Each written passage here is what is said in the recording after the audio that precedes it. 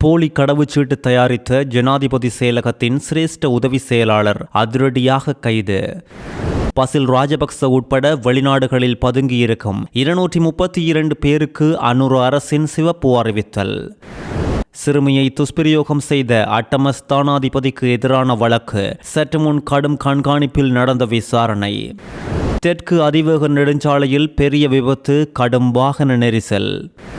Dollar வருமானத்தை அதிகரிப்பதே எங்கள் அரசாங்கத்தின் நோக்கம் என்று கூறிய ஜனாதிபதி, டாலரை கொண்டு வருபவர்களுக்கு என்னவும் செய்ய தயார் என்று அதிரடி.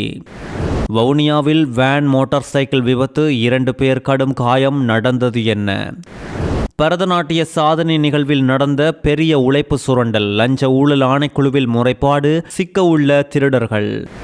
வெளிநாட்டு மோகம் காட்டி பெண்ணொருவர் செய்த பண மோசடி சற்று முன் அதிரடியாக கைது. தொடர்வது விரிவான செய்திகள். போலி கடவுச்சீட்டொன்றை குற்றவாளியொருவருக்கு தயாரித்து கொடுத்த சம்பவம் குறித்து ஜனாதிபதி செயலகத்தின் நாடாளுமன்ற மற்றும் அமைச்சரவை பிரிவின் சிரேஷ்ட உதவி செயலாளர் ஒருவர் கண்டியில் திடீரென இன்று கைது செய்யப்பட்டுள்ளதாக காவல்துறை உறுதிப்படுத்தியுள்ளது. இந்த சந்தேக நபர் தொடர்பான விசாரணைகளை தொடர்ந்து அவர் இன்று காவல்துறையினரால் கைது செய்யப்பட்டுள்ளதோடு கடும் விமர்சனத்துக்குள்ளாகியுள்ளது. இவரது பெயர் உட்பட மேலதிக விவரங்கள் இன்னும் வெளியாகவில்லை என்பதோடு சம்பவம் குறித்து மேலதிக விசாரணைகளை காவல்துறை மேற்கொண்டு வருகின்றது. சிவப்பு அறிவித்தல் பிறப்பிக்கப்பட்டுள்ள 232 சந்தேக நபர்கள் பல்வேறு வெளிநாடுகளில் பதுங்கி ஒளிந்திருப்பதாகவும் அவர்களில் 37 பேர் ஒழுங்கமைக்கப்பட்ட குற்றவாளிகளாக இனங்காணப்பட்டுள்ளதாகவும் அவர்களை கைது செய்து இலங்கைக்கு அழைத்து வருவதற்கான சட்ட நடவடிக்கைகள் எடுக்கப்பட்டுள்ளதாகவும் பொது பாதுகாப்பு அமைச்சர் ஆனந்த விஜயபால அதிரடியாக தெரிவித்துள்ளார். கடந்த 20 மாத காலப்பகுதியில் சிவப்பு அறிவித்தல்கள் மூலம் 23 ஒழுங்கமைக்கப்பட்ட குற்றவாளிகள் இலங்கைக்கு அழைத்து வரப்பட்டுள்ளதாகவும் சிவப்பு அறிவித்தல் இல்லாமலேயே மேலும் 35 பேர் அழைத்து வரப்பட்டுள்ளதாகவும் அமைச்சர் வெளிப்படுத்தியுள்ளார். இவர்களுக்கு மேலதிகமாக சிவப்பு அறிவித்தல் பிறப்பிக்கப்பட்டுள்ள மேலும் 96 ஒழுங்கமைக்கப்பட்ட குற்றவாளிகள் வெளிநாடுகளில் பதுங்கியிருப்பதாகவும் ஐக்கிய அரபு ராச்சியம், இந்தியா, மலேசியா, ஐக்கிய ராச்சியம், பிரான்ஸ், கனடா, ரஷ்யா, இத்தாலி மற்றும் சவுதி அரேபியா ஆகிய நாடுகளில் இவர்கள் இருப்பதாகவும் அமைச்சர் இந்த நேரம் கூறியுள்ளார். சந்தேக நபர்களை விரைவில் கைது செய்து இலங்கைக்கு அழைத்து வரப்பட உள்ளதோடு ஒழுங்கமைக்கப்பட்ட குற்றவாளிகளின் 2ஆம் மற்றும் 3ஆம் கட்ட நடவடிக்கைகளில் ஈடுபட்டுள்ள நபர்களை இனம் கண்டு அவர்களுக்கு எதிராக சட்ட நடவடிக்கைகள் எடுக்கப்பட்டுள்ளதாக அவர் மேலும் தெரிவித்துள்ளார்.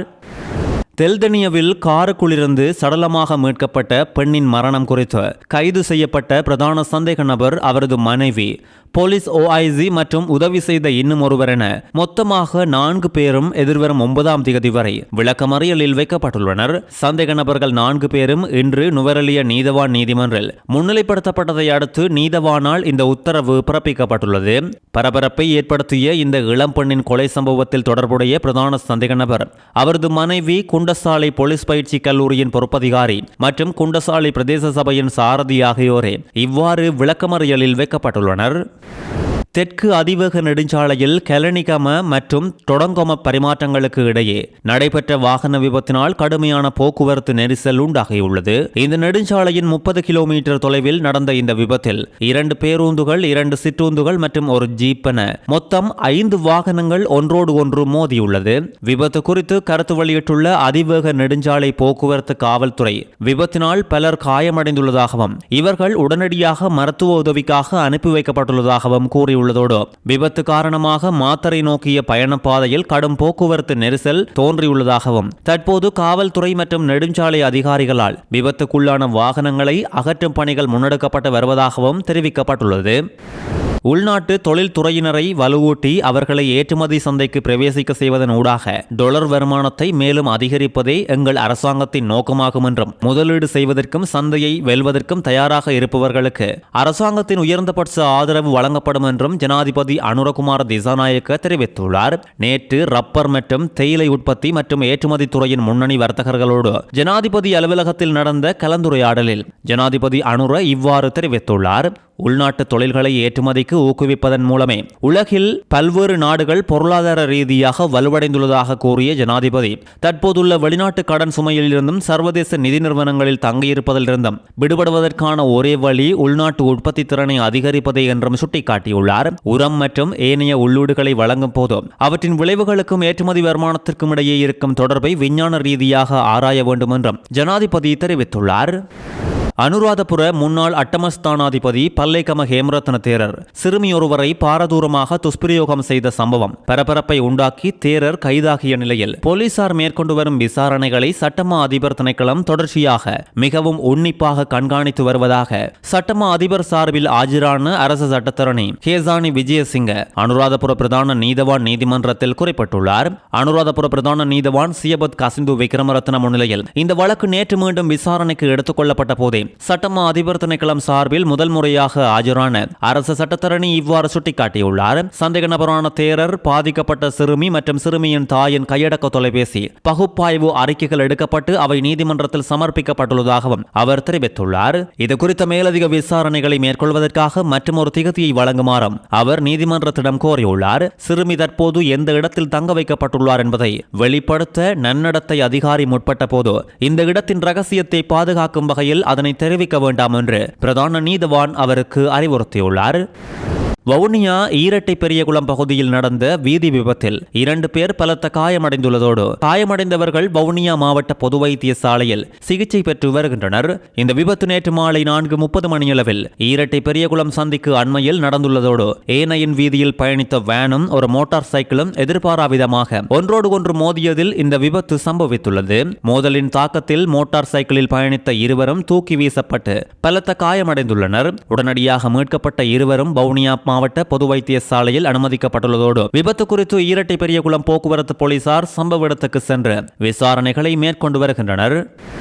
காளிமுகத்துடலில் அண்மையில் நடந்த 5000 கலைஞர்களின் பரதநாட்டிய சாதனை நிகழ்வின் பின்னணியில் மிகப்பெரிய பண மோசடி மற்றும் உழைப்பு சுரண்டல் நடந்துள்ளதாக லஞ்ச ஊழல் ஒழிப்பு ஆணைக்குழுவில் முறைப்பாடு பதிவு செய்யப்பட்டுள்ளது.